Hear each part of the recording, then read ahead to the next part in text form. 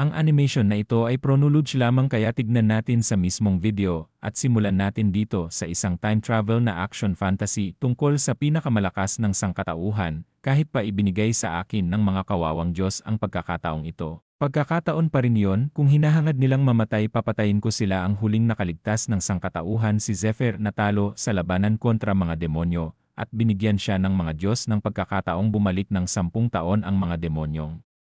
Inagaw ang lahat mula sa mga tao at ang mga Diyos na ginawang palabas at tanawin ang sangkatauhan sa pagkakataong ito pupunitin ko sila sa mga piraso. Kahit na binuhos na sa ating bida ang kanyang buong lakas wala pa rin itong panama sa mga outer gods at isa na rito si Tartarus gayunpaman bumalik siya sa nakaraan upang tuparin ang pangarap ng mga siraulong gods dahil ito ay pangkasaysayan nila at para maibsan ang kanilang pagkabagot sa mundo ng Western world. Kahit na ang kapalit nito ay minamahal sa ating bida, sinusugal niya pa rin para sa mga walang kwenta Diyos nila.